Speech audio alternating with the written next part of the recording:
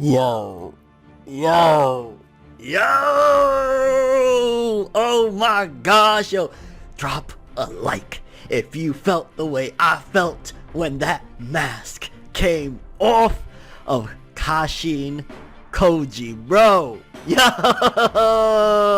Boruto chapter 47. It's been already, I don't even know how long since we've all been waiting for this chapter, wondering when it's gonna happen, when will the mask come off, and between that, the new dojutsu that was just introduced, seemingly anyway, because a lot of people are saying and speculating that it might be something else, but the new dojutsu, Sasuke chopping Kawaki's arm off like, yo fam, don't wear no shoes in my house. Or, well, technically it's Naruto's house because it's the Hokage office, but you get what I'm saying. Like, this chapter, hands down, best chapter. Like, I don't think anything this month or even the next few months will be able to top this. Like, this was legendary because there's so much behind it. There's so many feelings behind this story. There's so much just lore and everything, and what we've been feeling for years, ever since the traumatic death of Jiraiya of the Sannin. And you can hate on Boruto's anime all day if you want to, right? Like, there's no, I'm not gonna argue with you there. But when it comes to the Boruto manga, put some respect on its name. After this chapter, you gotta put some respect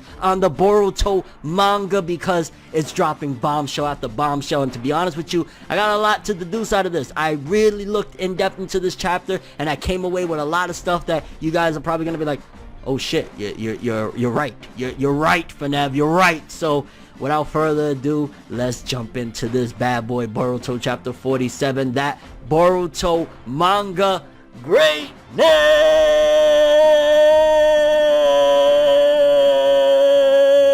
Yes, people, that was a long one, but come on, don't argue with me. You know it was worth it. Let's do this, baby.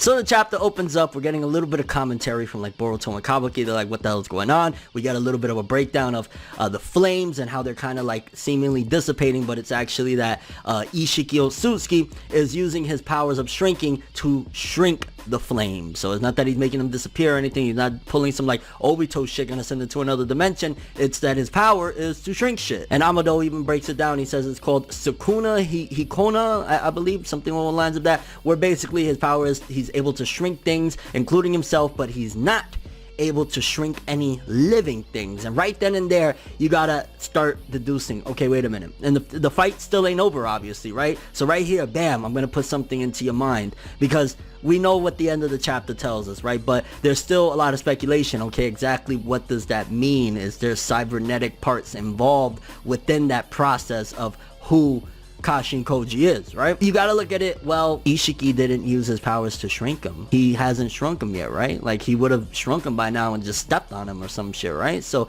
why hasn't he done that? More than likely because he's a full flesh and blood clone. Similar type of experiments like what Orochimaru has used to create Mitsuki, create his sons, create Shin and stuff like that, which is probably why the shrinking hasn't been done. Again, it could happen. It's still a possibility. The fight ain't over yet. But that right there leads me to believe that there's possibly no cybernetic parts to Kashin Koji, aka, yeah, and we're gonna get into it, don't worry about it, young Jiraiya.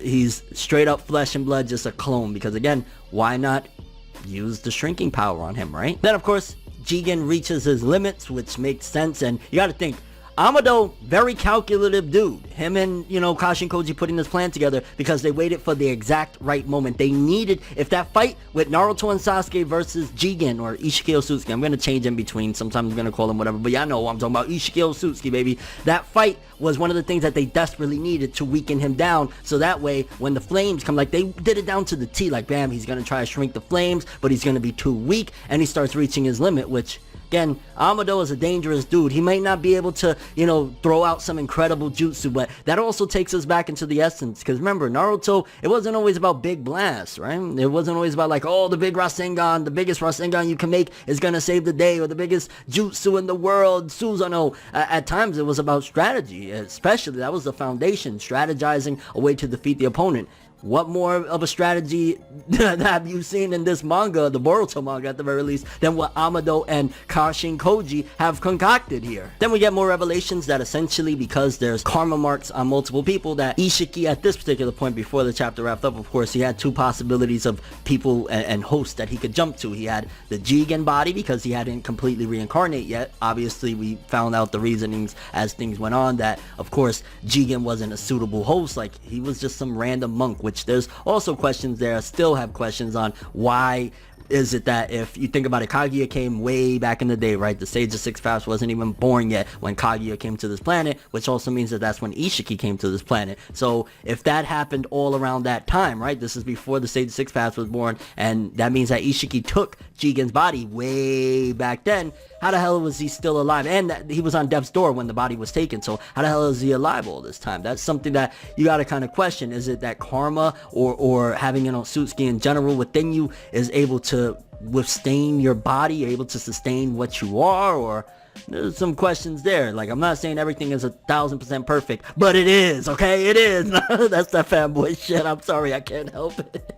And then they start, you know, going back and forth, which I love how there's deliberations while all this is going on. You know, they're like, wait a minute, so if he dies, he can essentially jump into Kawaki's body. So there's a lot of information, which it does get a little complex, and I like that personally. I'm glad that it's not just a complete cut and dry. There's some complexities to it that Kawaki isn't further enough. It's kind of like computer programs, right? Jigen's body, he's been in it so long that he already had it downloaded. Like, anytime he wanted to open the folder, bam, open the folder, he's there. But he never did it because he's like, I'm not going to be complete. I'm not going to be as strong as I could be, opposed to having like the perfect vessel, which a la Kawaki. And Kawaki hasn't been ready yet, so he kind of just held off. He was like, why do I want to become Jigen and be a less of version of what I could be when I reincarnate, when I could just be absolutely perfect Cell type of shit if I jump to Kawaki? Which, again, Kawaki wasn't ready. Then Kawaki comes in on some big boy shit. He thought like he was about to do something. He's like, yo, coming into the Hokage office, about to attack Amado, which kind of bring me a couple different questions there. Like, I trust Kawaki at this point. We've seen the bond that he built with Boruto. We've seen the bond he built with Naruto and all of that jazz. But I'm still kind of questioning, like, when he busts in there and attacks Amado, and then you see Sasuke top his arm. I'm like, yo, Sasuke's like, if I don't got one, you're gonna be missing one too, fam. Don't play with me. I was like, that was freaking epic, and I love that shit. That's that Sasuke being the Batman of this series type of deal, okay? Like, you're not gonna play. And at first I was thinking, like, wait a minute, why is he attacking? Like, I get it, he barges into the room and he attacked Amado, but damn, son, I guess that was the best course of action to stop him from hurting Amado when we desperately need this intel. They did make a pact and an agreement, and at the end of the day, you gotta think there's a certain amount of distrust that Sasuke's gonna have for him regardless, but also, he's trying to uphold, like, yo, Naruto promised that no harm is gonna come to you, Amado, don't worry. He's his, like, I don't want to say sidekick. I almost called Sasuke Naruto's sidekick, but, you know, he's holding his mans down. So he did what he had to do, and Kawaki knows next time, bitch, no shoes in my house, okay? Then we also find out something interesting, because you got to take all of this into account, right? That it's not that he can make the choice. When karma is going to activate, it does it automatically. So the choice is out of Jigen's hands at that particular point. You got to think he's getting fried up and everything. So karma is just like basically like an antivirus program or some shit like that, where it just automatically activates. And again, since Kawaki isn't ready, he can't just say no, go to the other one, because it wouldn't work. So kind of makes sense. And again, with all the complications, I feel as though the writers did the best that they could, and it honestly came out pretty good and legit with all the explanations as to how the hell to put all this mess together. Because if he has these two people, why wouldn't he just automatically say, oh no, I'm not gonna reincarnate with Jigen's body, I'm just gonna go straight to Kawaki? Well, it's not ready, and it's an automatic thing. He doesn't control that shit, which also makes you wonder what's gonna go down with Momoshiki. And if you think about it, and we're gonna get more into it, but if you think about it, Boruto is really, if you look at the parallels,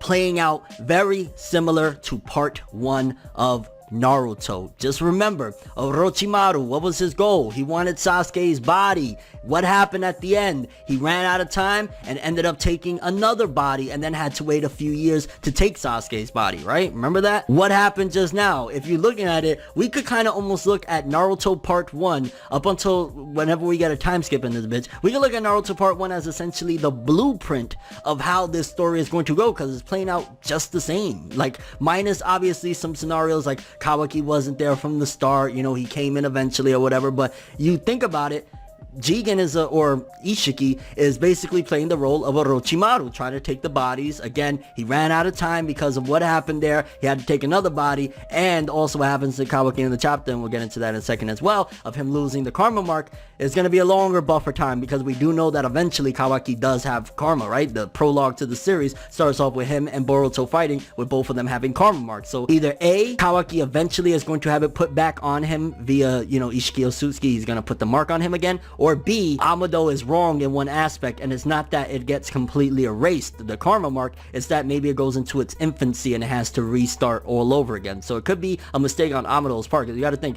how the fuck does he know any of this shit anyway, right? It's not like he's ever killed an Otsutsuki his damn self, you know what I'm saying? And I'm glad that they cleared up too, because Amado was like, well, we could kill off Kawaki or whatever, that's one way, but thing about it is that look what happens to Jigen's body in this chapter. He gets completely fried to the bone, and Ishiki manages to use that to reincarnate. So even if Kawaki's body was dead, if he was prepared and ready, he could have still reincarnate via Kawaki's body, which kind of makes me question a couple things. So basically, he's not even trying to be that person. He's just trying to use their power and their body as a launch pad to return and become himself, because obviously we see in this chapter he looks like what's supposed to be, his Otsutsuki self. But again, you gotta wonder, like, okay, he's obviously imperfect, that's why he didn't want Jigen's body. He's probably missing some of his capabilities of what he could do and shit like that, right? Because yes, the karma mark disappears from Kawaki's body, and like I said earlier, there's a couple different scenarios. We know eventually he does get it back, so it's either still in him and will reappear at some given point, he gets it put back after all this goes down, somehow or another Ishiki manages to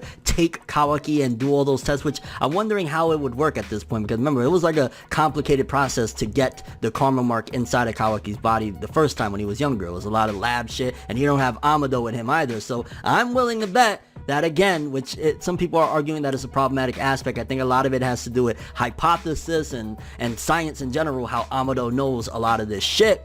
But I think he's wrong in one aspect. I don't think that karma has left. I think it just goes, it's kind of like a file that, like, let's just say you use the recycle bin, right? And you delete a file. You still have means to retrieve that file via using different methods. The file is still technically within your PC. You just gotta somehow or another go through different methods to bring the file back to, your hard drive, right? So it could possibly be like that. Maybe he thinks that it's erased, but there's a method even beyond the recycle bin. One of the big key points now is that it's possible, it's very possible now to kill this immortal Otsutsuki, because now he doesn't have any vessels. Again, that could be mistaken. There's so many different things that this chapter brings forth of, like, questions, like, okay, if it's possible to kill him now, well, what happens when you kill him? Can he just, same way Momoshiki did it to Boruto, just create a karma mark on you? Like, how the hell do you defeat these creatures without them once again being able to leave a branding mark on you to return at some given point? And we see Ishiki's true form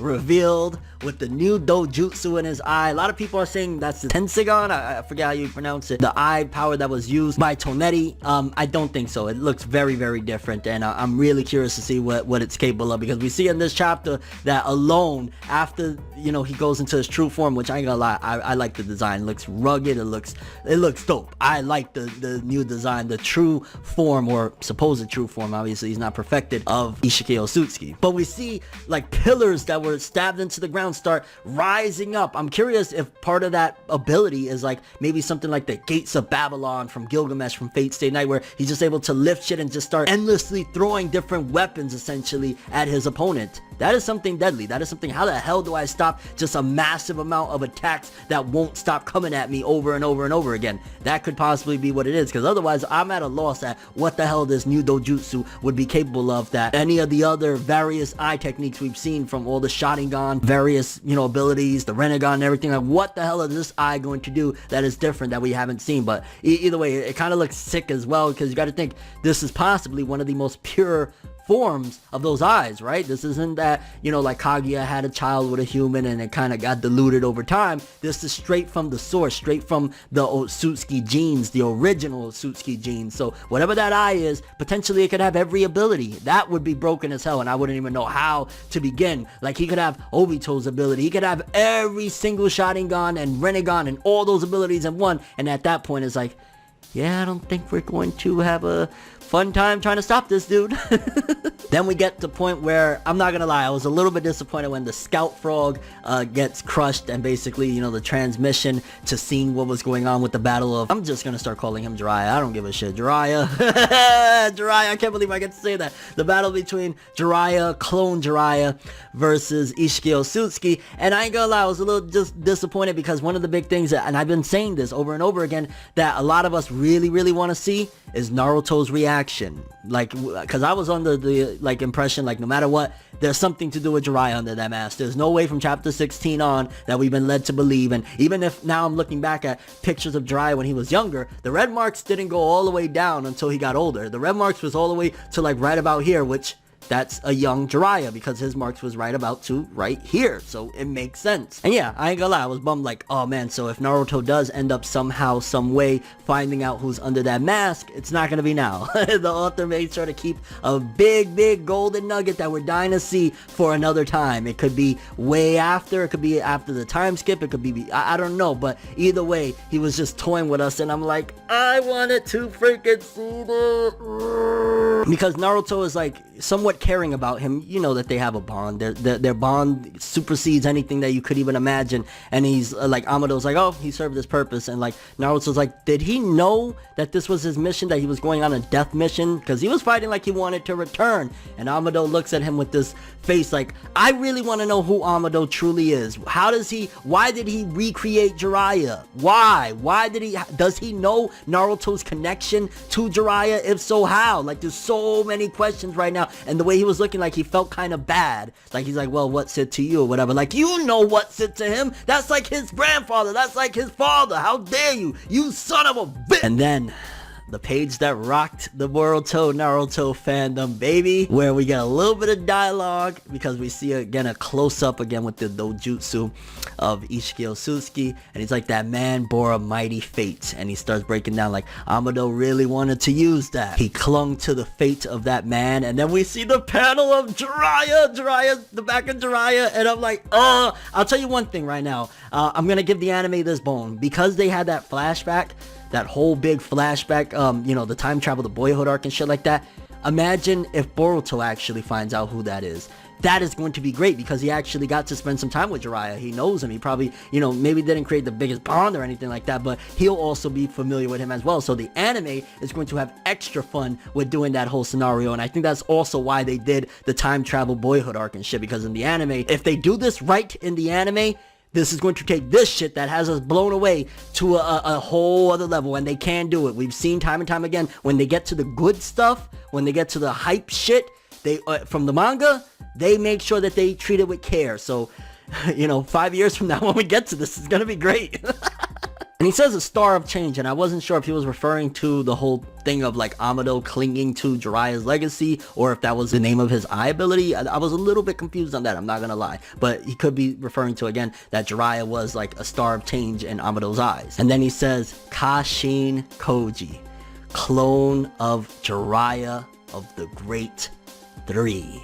And we see the face with the mole on the nose and the red, and yo, 10 out of 10 chapter, 10 out of 10, 11 out of 10, I don't give a shit what you want to say, don't tell me nothing. This chapter, new dojutsu powers, so much with the way the character interactions was just done brilliantly. The reveal, of course, with Kashin Koji, and I think it saved it from people hating it. If it would have been truly Jiraiya, I think people would have been so fucking mad. If it was straight up Jiraiya survived the fight with pain, and all this time he's just been having turtle sex with bitches around the world, and we never knew about it, people would be mad. I said turtle sex, I meant frog sex. Shit, I can't even get my jokes off right. Fuck, I'm too excited. Damn! And the mask broke, but Naruto couldn't see it, but we did. And oh man, absolutely amazing chapter. So many questions, left so many freaking questions.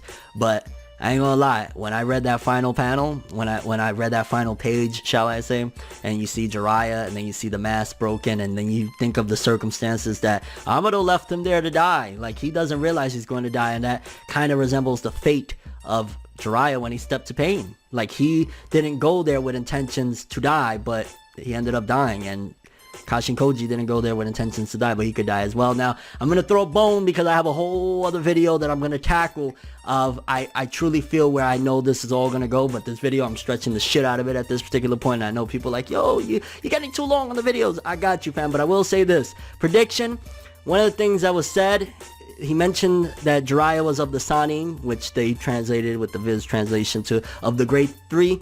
I feel as though one of the people that could save him right now would be Orochimaru. Orochimaru shows up somehow, some way, takes Kashin Koji, dips to a layer that's undetectable. I don't think at this particular point Ishiki is going to give a shit to try and find him. If anything, he's going to try to go to the Hokage's office. He's going to try and get the goods of Kawaki before it's too late and say, okay, well, I got to wait a while, but I got to start slapping that karma mark on him immediately. So I think that would be incredible, Orochimaru showing up for his friend. 2 of the 3 legendaries. And then at that particular point, hey, let's reintroduce some of the Hokage to the story. Let's get Kakashi back in. Let's get Tsunade for the 3 legendary Sanin one more time. Like, oh man, this is so good. I can't wait to see Tsunade's reaction, assuming that he survives this, which again, like, you got to think, well, who would be able to save him for him to survive from this, right? Sasuke ain't going over there. I highly doubt it, unless Naruto 100% figures out right then and there and tells Sasuke, take me to him now.